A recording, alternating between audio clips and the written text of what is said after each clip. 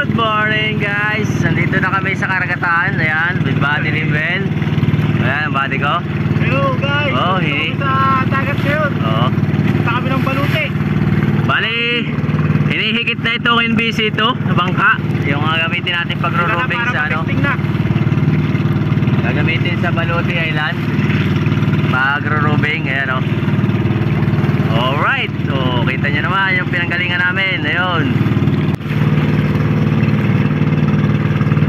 At yan mga karesbakang may hila sa amin, oh. Yan bangka na yan. Kay Kuya Erwin. Kasama nga pala namin si Sir Jess, yung aming operation manager na NCSI. Tapos si Noble. Yan.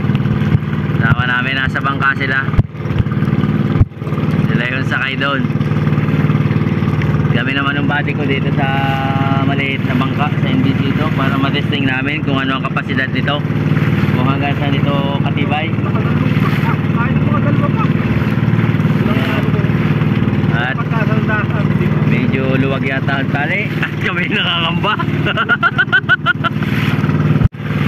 Sabi nga ng body ko tiwala ka lang sa tali. Tiwala. Yan. Tsaka kalmado naman yung dagat. Ayan, oh. Kung makita nyo ang dagat, kalmadong kalmado. Madali yung bado. Ha? Madali ito. Malaking bangka, oh. Ang Pacific. Ayan, oh. Mga humuhuli sa Pacific Ocean ng tuna. Ang sakay lang yan, mga 4 hanggang 5. Ayan. Sila yung mga magigiting nating mga mangingisda. Saludo kami dyan. Marangal na trabaho sa kalagitnaan ng karagatan. Ingat kayo sa biyahe nyo lagi.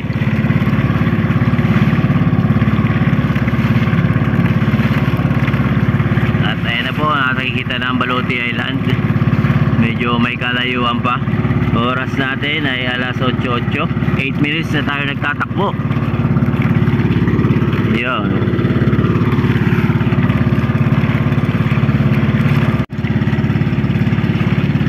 Ayan mga karesbaka, mga bagbabating, oh. Ang uhuli sila ng mga maliliit na tuna, yung mga 2 kilo, 3 kilohan, yan. May hila-hila silang kawayan. Ayan, oh. Inaano nila yung kulo ng isda, yung gipaw kung tawagin dito sa amin. Nagpalulos na, oh. Nagpalulos. Ibig sabihin, pag nagpalulos na ganyan mga karisbak body, ha? Ano? Kadali siya, oh. Oo. Yari. Ano? Nagbabatak na siya, mga karisbak, at nakahuli na nga talaga. Medyo lumalayo na lang yung bangka natin. Alright. Ayan, oh. Ayan ang gipaw, oh. Ayun. Oo. Ang gipaw niya, oh. Ayan, oh. Ayan, huli niya. Angat na, oh. Ayan, oh, mga karisbak. May nakasalubong kaming barko. Saibel, Roro. Galing ang Polilio, Panukulan. Ayan. Laki, oh. Malapit na kami. Oras natin ay 8:30. Kalahating oras na tayo nagtatakbo, mga karesbak. At ayan na nga ang Balute Island, oh. Nakikita nyo. Doon pa kami papunta sa malayong lugar na yun. Mga kalahating oras pa. At nandun na kami. Kalahating oras na lang, mga karesbak. Medyo nakikita na namin, natatanaw na namin yung mga cottage. Pero may kalahating oras pa takbuhin. Oh, yan, oh. Yan ang Balute Island. Yan, oh, goods na goods yung bangka namin. Lumalaban siya sa malalaking alon. Ayan, oh, lumahalo na. Kita nyo naman, diba? Medyo maalon yung ating dagat at talagang lumalaban siya. Maganda. Tama-tama ito pa roving. Medyo maikli lang nga yung paltik niya kasi gagamitin to sa ilog lang.